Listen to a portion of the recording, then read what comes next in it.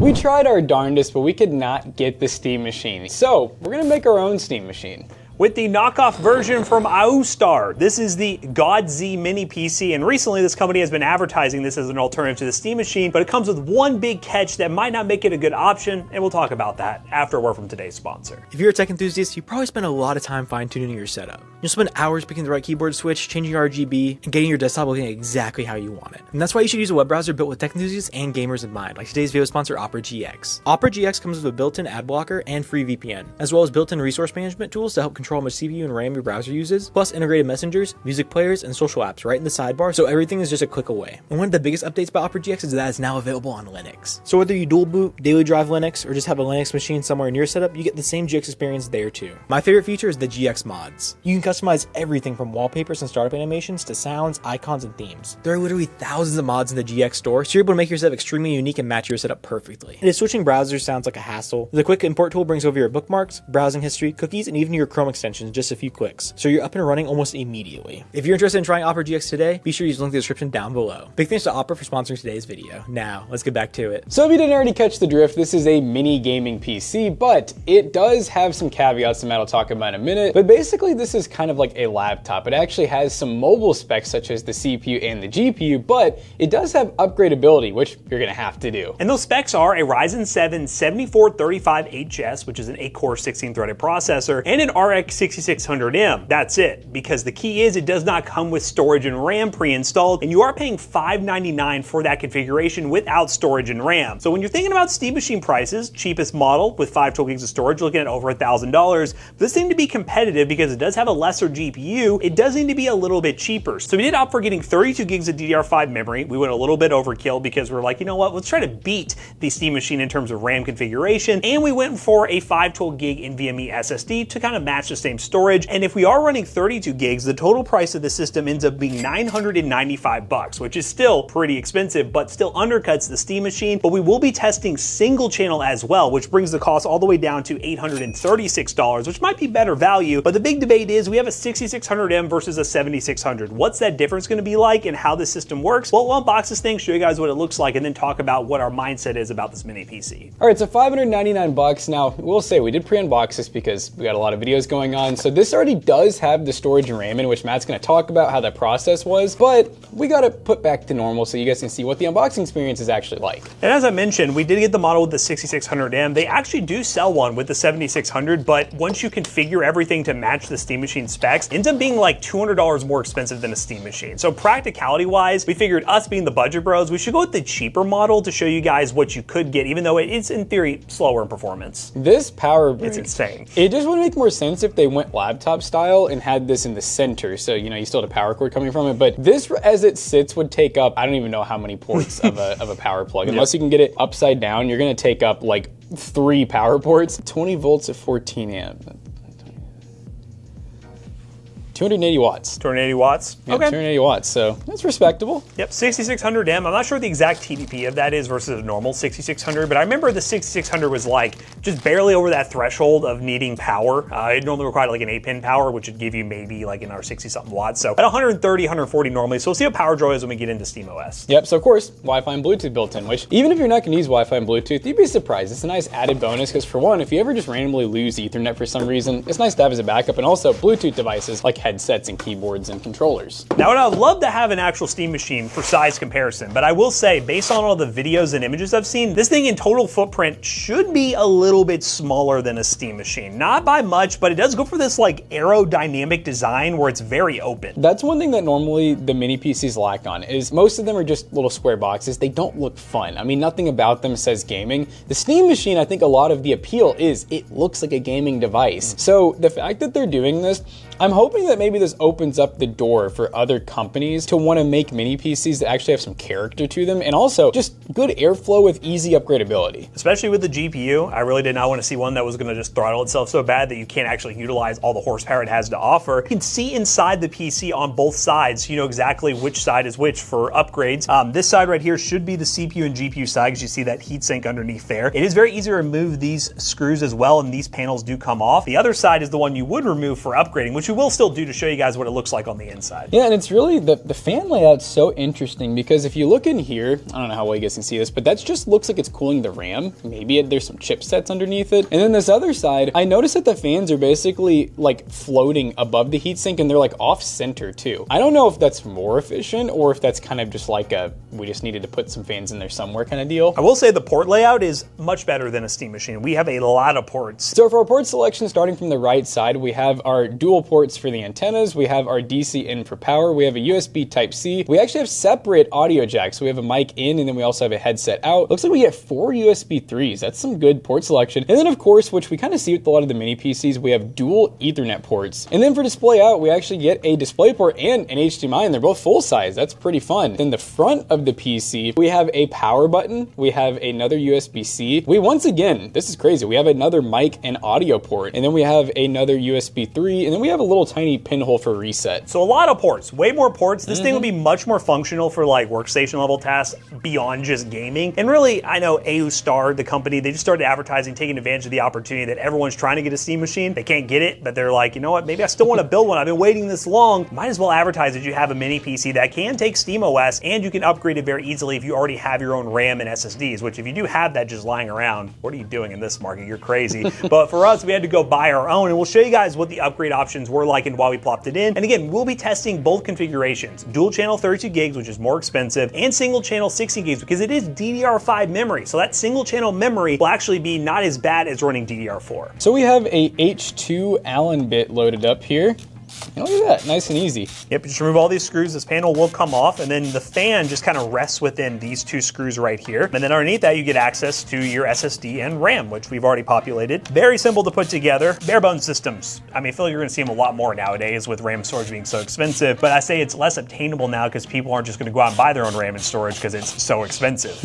Yeah, there's so many things nowadays that it's like, oh, that's a really cool deal, and then you realize, oh, you have to upgrade the RAM and storage. So you can see where Matt added some Timetec RAM, and you know, this is SODIMM RAM. It's just DDR5, which I will say, if I'm not mistaken, I think SODIMM's still a little cheaper than full size. It wasn't super cheap, actually. So in total, it was $339 for 32 gigs DDR5 SODIMM, which I will say, DDR5 is getting closer to $400 on average for 32 gigs, or well above that. Yeah. So it is a little bit cheaper, and it is bare bones. It's 4,800 megahertz. So you can save money and go with a single stick, which will obviously save you a good amount just based on the totals I told you at the beginning. But for our testing, just so you guys can see both, we bought this for $339. I did notice this. This is interesting. They give us another M.2 port. It appears to share.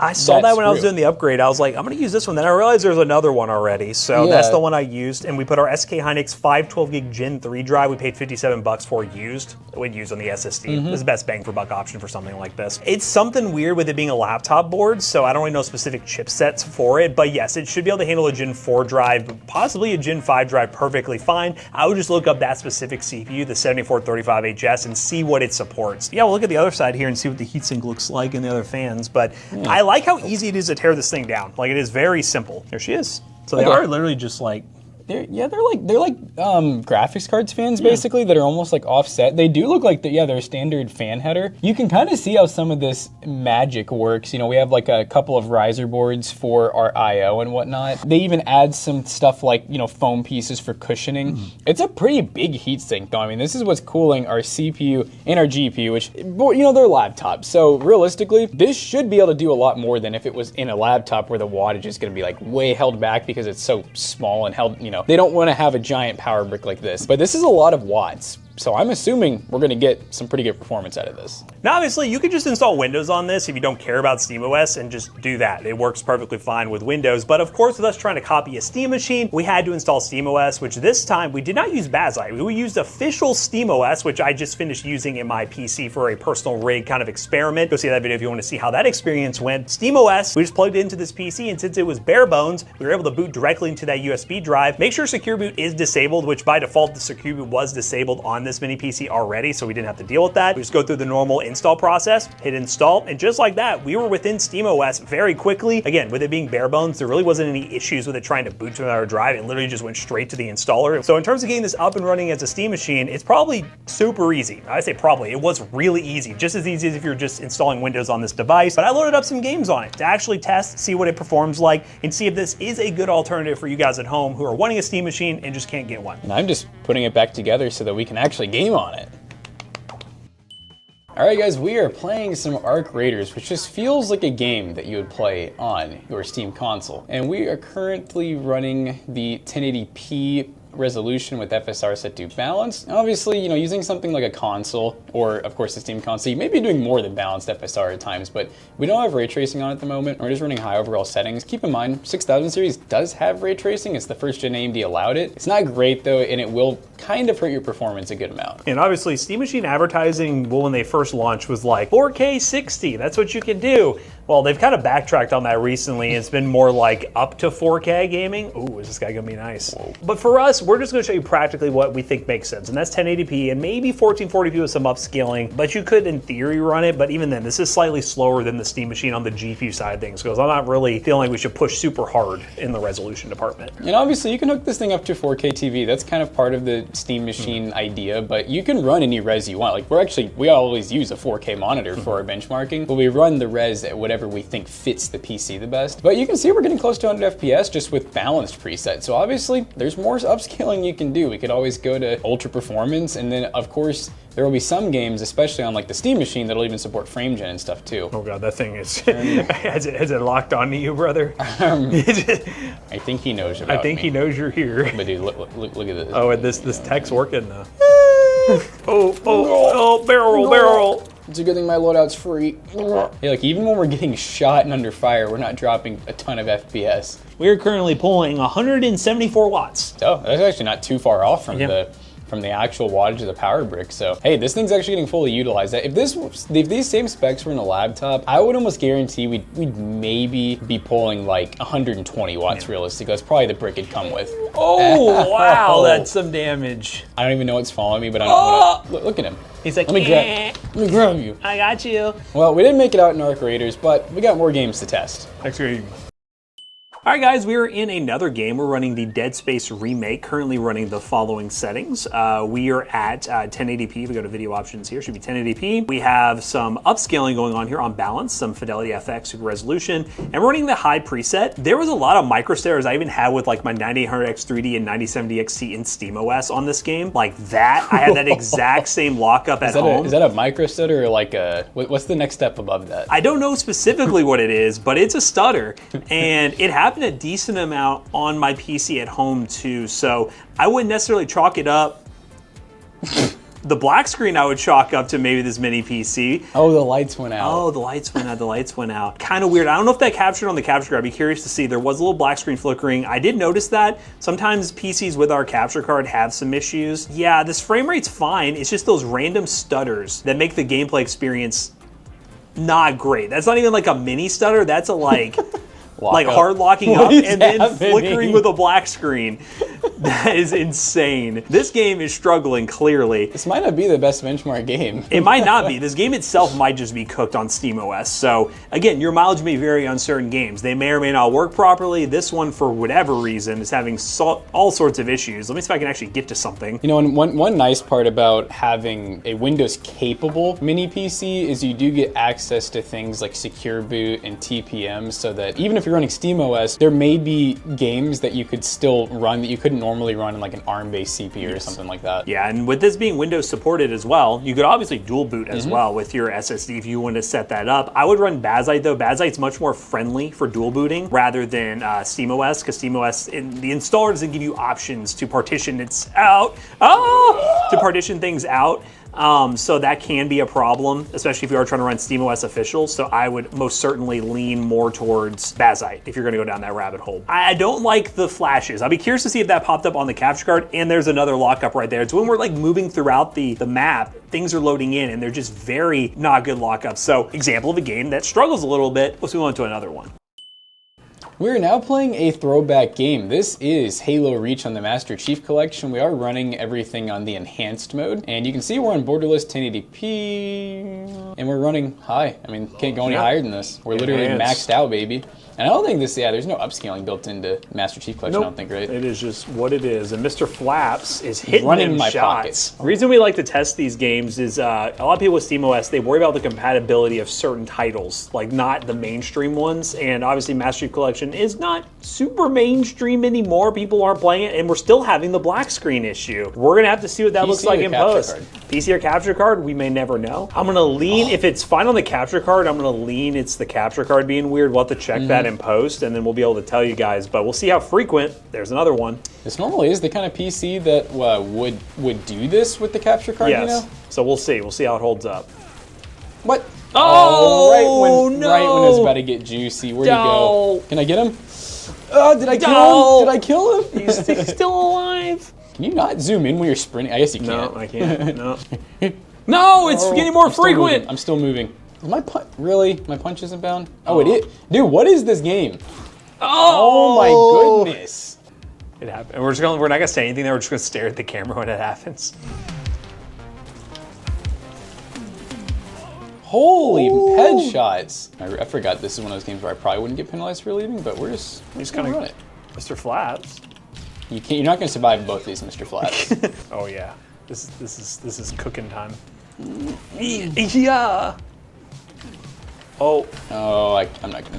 Oh. Oh, I just handed it to him. It's sitting on his body. I need to get better at my crouch. Oh, team, what are we doing in here? Is this the spot? Let me the tag. You gotta have those, you gotta have those elite grenades. Oh my god, we're all, dude, if one grenade and a rocket comes in here. Oh my god, this freaking guy. Oh, dang it. Not today, Mr. Flaps. Okay, maybe today, Mr. Flaps. You're freaking just good. 17 kills. Oh, one more kill, I think, for one. Oh god. Oh. They got it.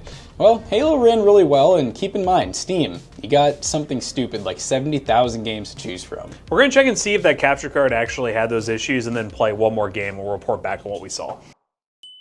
All right, guys, so we are now in the last game we're gonna be testing, Liza P, which is a Souls-like game. And I've never been able to fully figure out this game because unlike other Souls-likes that definitely involve dodging, this one is very parry heavy. Like you wanna parry the hell out of them, stun them, and then take them out. Because when I go down to this boss down here that I've yet to beat, I have given up. I freely grant you, I have given up on this guy. I don't know how well this is gonna go. Cue the Kermit comments. Cue the Kermit comments. Here we go, I'm going in. Take me into this guy. Come after me, boy. You won't touch me.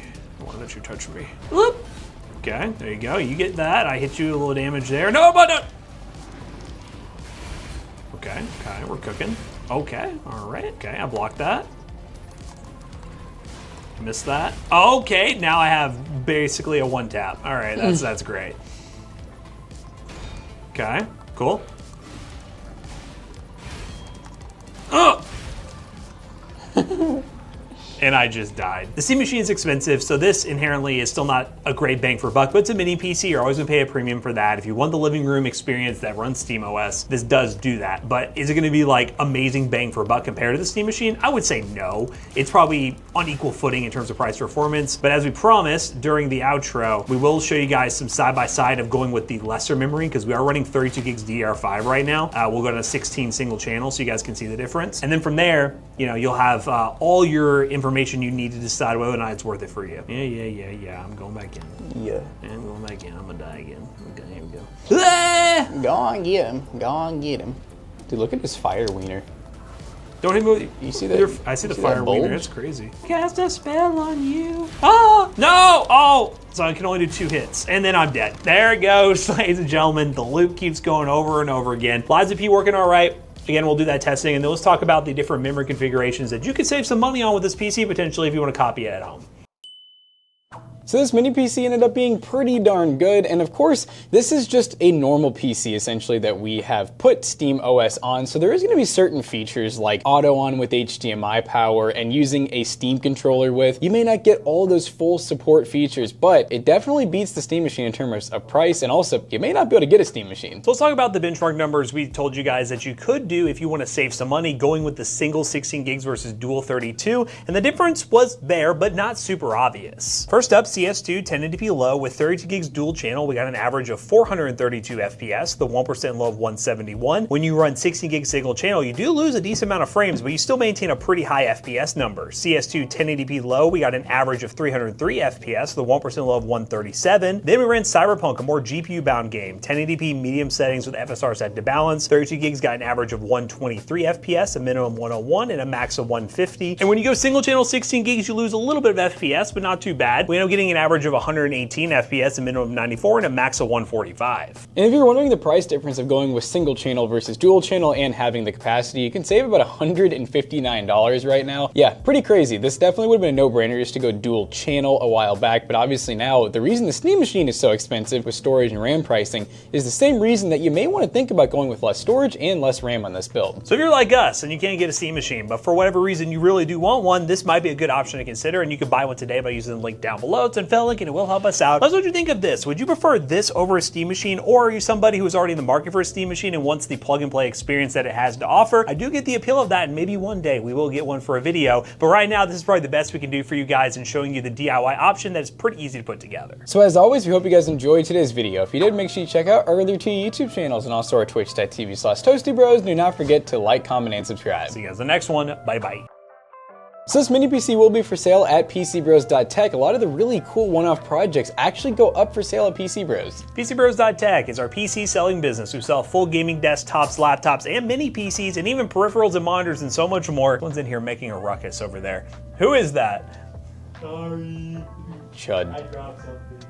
You can't buy Chud Max up there at PC Bros, but you can buy PCs. You just go to Toasty Bros on checkout. You will save 3% of your next purchase. See you guys later. Goodbye.